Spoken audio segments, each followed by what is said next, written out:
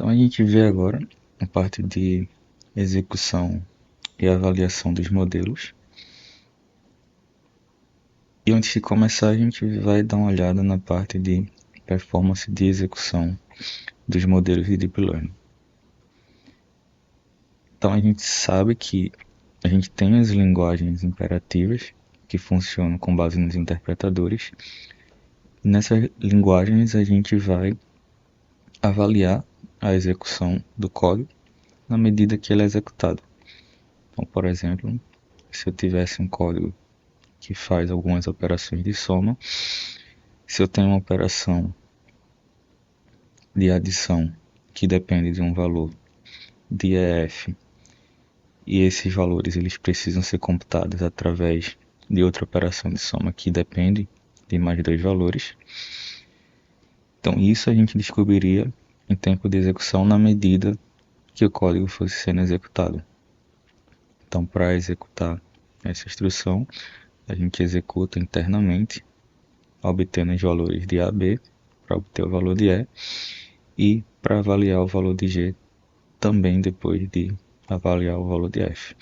Então isso a gente não sabe a priori, quais são as dependências entre as variáveis e os valores que são necessários, mas na medida que a gente vai executando, a gente gera uma representação intermediária em bytecode que a gente consegue executar e vai seguindo o código instrução por instrução.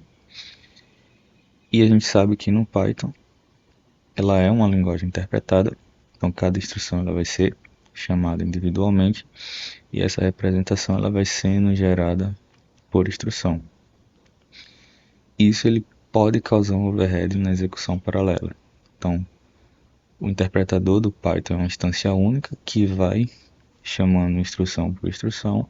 A gente não consegue usar o poder de paralelismo que a gente tem nas GPUs, por exemplo, para executar múltiplos pipelines ou várias instruções de forma compartilhada.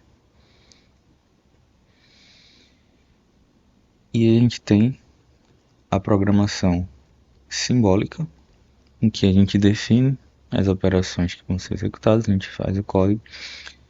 Esse código ele vai ser compilado, gerando a representação intermediária. Essa representação vai ser usada para gerar um arquivo contendo linguagem de máquina. E com o programa gerado, com o programa compilado, a gente consegue executar o programa passando as entradas necessárias. Então, nesse processo, a gente consegue identificar a priori quais são as dependências das variáveis. A gente gera essa representação na linguagem de máquina, que é mais eficiente, e a gente tem mais oportunidade de otimização. Então, dentro desse processo, se a gente identifica as dependências, a gente identifica as operações que são realizadas, a gente consegue reordenar ou agrupar operações de forma que a gente consiga otimizar essa execução. E entendendo as dependências, a gente também consegue diminuir o overhead de execução em vários devices, por exemplo, se a gente estiver usando uma GPU ou até múltiplas GPUs numa mesma máquina. E entre os dois paradigmas, na programação imperativa, a codificação ela vai ser mais simples, então é fácil de escrever e a gente consegue avaliar resultados intermediários, a gente consegue debugar de forma fácil, colocando print ou parando a execução no meio do código. Enquanto na programação simbólica a gente não tem tanta liberdade de escrita e de controle do fluxo, mas ela é mais eficiente. Então a gente consegue ter uma portabilidade do código, que a gente vai gerar uma representação específica para uma máquina, e com isso a gente consegue otimizar as operações ou facilitar a execução das operações em diferentes plataformas, em diferentes devices. E frameworks de Deep Learning, a gente tem frameworks que usam abordagens híbridas, então a gente sabe que a maioria a gente tem um front-end, uma API, que ela é gerada para a gente escrever em Python, mas no back-end eles executam de formas diferentes. Então, por exemplo, a gente tem frameworks que focam nessa execução simbólica. Por exemplo, o Keras, o CNTK, o TensorFlow da primeira versão. Se a gente lembrar, a gente tem uma função que antes de executar vai compilar o modelo, vai gerar um modelo com todas as instruções necessárias para depois a gente poder executar, chamando o back-end de cada framework.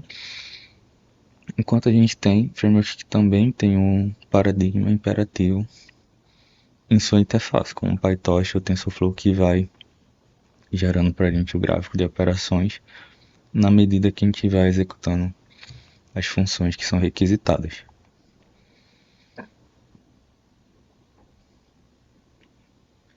E é um framework que a gente já viu bastante, é o PyTorch, e ele vai fazer a construção dinâmica dos gráficos para armazenar a sequência de instruções. Então no forward, a gente vai criando o gráfico de operações que diz para a gente quais são as operações e as dependências dessas operações entre as variáveis. Então o PyTorch ele tem uma característica hierárquica. Cada valor que a gente usa, cada camada que a gente usa é um tipo instanciado do módulo, que é uma classe do PyTorch que faz essa hierarquia. E a gente pode compor módulos com submódulos. Então ele gera para a gente essa representação baseada nos módulos. E a gente vai gerando o gráfico de forma dinâmica.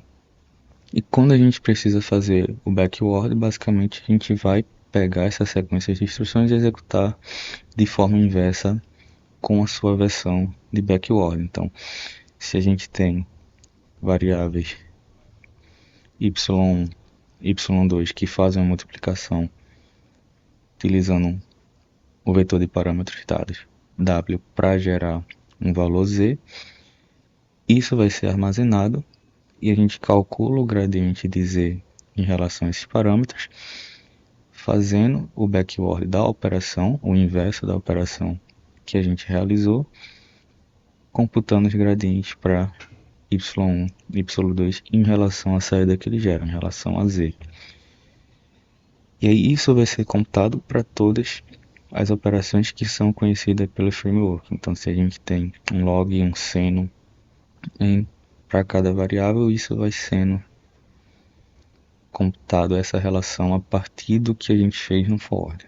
Então a gente só precisa fazer o inverso para gerar o backward. E dentro desse processo a gente tem também a possibilidade de executar um processo híbrido. Então, mesmo com essa representação que a gente gera pelo forward, a gente consegue gerar uma forma de compilação que a gente visualiza todas as operações que são utilizadas pelo modelo, consegue fazer a compilação e a partir disso a gente consegue otimizar as instruções que são executáveis dentro daquele modelo. E aí com isso também a gente tem a possibilidade de serialização do modelo quando a gente vai salvar no disco. E aí isso fica agnóstico à linguagem de front-end que a gente está usando. Isso melhora a portabilidade do código que a gente está escrevendo.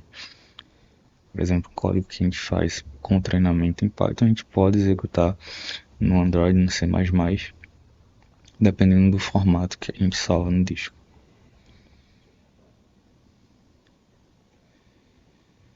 E a gente já sabe que a gente usa esses frameworks, por exemplo, o PyTorch, e esse framework vai dar para a gente uma API de front-end que a gente vai usar para fazer a codificação.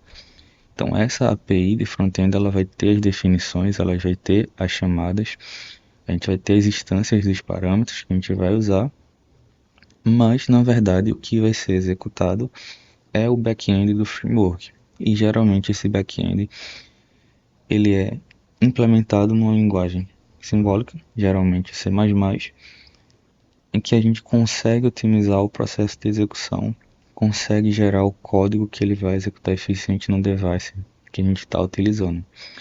E aí toda a computação ela vai ser feita no back-end, a geração dos kernels, os scalars e todos os cálculos necessários para gerar o resultado.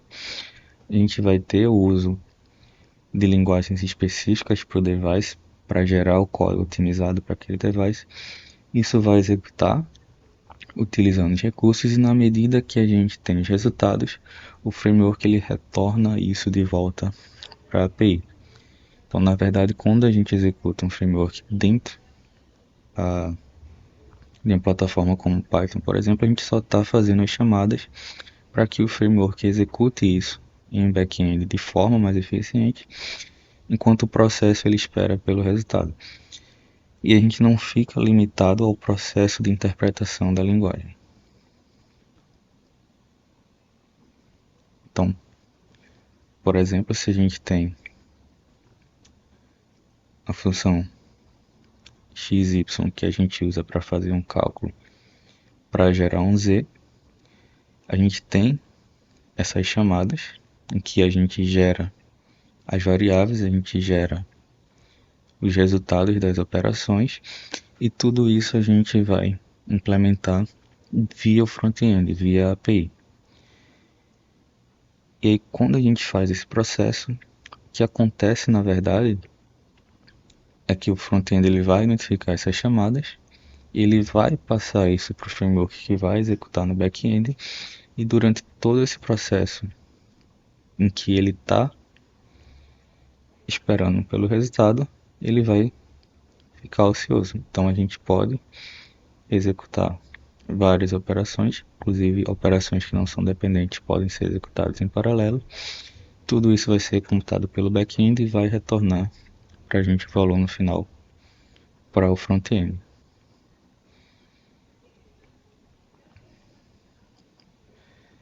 E aí dessa forma, com essa estrutura, a gente também tem a possibilidade de usar múltiplos devices para compartilhar a computação. Então esse compartilhamento pode ser feito tanto de forma manual, como com os frameworks que a gente já tem atualmente, que fornecem para a gente um paralelismo automático, uma distribuição de forma automática entre a estrutura de device que a gente está utilizando. Então, por exemplo, se a gente estivesse utilizando duas GPUs para fazer a computação durante o treinamento de um modelo, a gente teria um conjunto de dados. Uma forma de fazer é dividir esses dados entre os dois devices. Então, por exemplo, se a gente tem dois, a gente pode dividir eles pela metade. Cada GPU vai fazer o seu processo de forward para computar o gradiente, para computar o loss a partir desse batch que ele está olhando no momento. Então, o device que está gerenciando o processo, vamos dizer, a CPU, vai passar essa informação para a GPU. E aí, nesse momento, ele só vai aguardar a computação que vai estar sendo feita em paralelo. Então, uma GPU vai executar um forward para um subconjunto de dados, a outra GPU vai executar o forward para outro subconjunto de dados. Mas no momento da gente fazer o backward, a gente tem informações que são dependentes entre si. Então, quando a gente vai gerar backward, a gente tem um grafo gerado pela GPU que vai fazer o forward. Em algum momento a gente vai precisar voltar essa informação para ajustar os pesos. E aí, como a gente faz isso no sentido inverso, a gente precisa esperar a GPU chegar até o final da computação do modelo para a gente ter o backward no final e esperar a outra GPU também chegar nessa fase. Então a gente tem que ter esse sincronismo. Quando a gente tem todas essas informações disponíveis, a gente envia de volta para o device que está controlando o treinamento, a gente faz a agregação dessas informações, faz a atualização dos parâmetros e segue com o fluxo de execução. E aí isso vai se repetindo durante todas as iterações. E aí o overhead que a gente tem nessa computação se a gente tiver devices muito diferentes, a gente tem que ter esse sincronismo. Então o ideal é que a gente tenha devices que são compatíveis para a gente não ter um overhead de espera muito grande enquanto a gente está sincronizando. Quando a gente precisa de sincronismo das informações, e também a eficiência, como a gente faz essa transferência dos dados para os devices, que é um processo que, dependendo de como ele é implementado, ele pode impactar na performance de treinamento, na performance da execução do modelo. E a gente pode fazer isso para múltiplos devices, múltiplas combinações de hardware. Então, a gente tem no treinamento tradicional, única GPU, a gente tem a estrutura de armazenamento que a gente tem os dados. Isso vai ser recuperado pela CPU. A gente vai ter, por exemplo, um data loader do Python que consegue fazer isso de forma mais eficiente do que uma leitura escrita normal. Isso vai ser dividido em batch. A gente consegue passar para a GPU. A gente vai computar os parâmetros e atualizar os gradientes no modelo. E aí, se a gente faz isso em múltiplos devices, a gente tem que ter essa divisão. A gente pode dividir os dados entre os devices. Eles vão computar os gradientes e os valores. E no final, a gente precisa ter um device que vai receber todos os gradientes. Então, por exemplo, se a gente tem várias GPUs, não necessariamente a CPU ela precisa receber os gradientes de volta. A gente pode sincronizar todos os gradientes em uma GPU, fazer o ajuste, fazer a agregação dos valores, passar de volta para as outras GPUs, atualizar também o modelo, e a gente segue nesse processo iterativo. Então, a estrutura de agregação, a forma de divisão vai depender de como a gente está compondo o hardware e o sistema para fazer o treinamento dos modelos.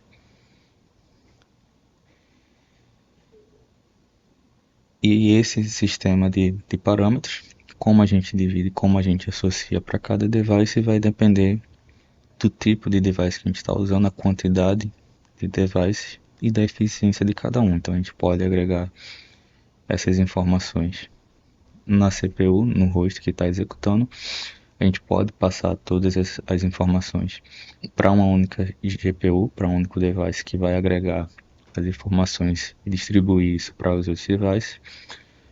Ou a gente pode fazer isso de forma compartilhada. Então a gente tem certas informações que vão ser agregadas em uma GPU, depois vão ser agregadas em outra GPU e a gente vai distribuindo os dados entre as iterações.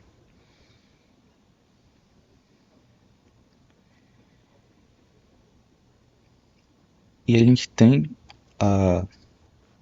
formas de conexões, por exemplo, GPUs mais modernas que já suportam o NVLink, que é uma conexão entre devices, que ela tem uma largura de banda bem maior do que a gente tem com a conexão PCI que a gente tem entre o device, entre os GPUs e a CPU. Então, isso é muito utilizado em servidores, por exemplo. A gente vai ter um conjunto de devices que são conectados entre si pelo NVLink. A gente consegue passar essa informação de forma muito rápida e a gente minimiza a quantidade de informação que flui entre a CPU e a GPU para tentar otimizar o processo de execução. Mas a gente pode ter um overhead dependendo de como essa estrutura ela é montada, porque a gente tem a necessidade de sincronização, a necessidade de fazer transferência dos dados. Então a gente tem que ter cuidado na hora de escalar o número de GPUs que são conectadas entre si. Por exemplo, a gente não pode ter uma conexão 1 a 1 para cada uma, senão isso teria um overhead de sincronismo, de transferência muito grande. E também na quantidade de dados que flui nesse processo.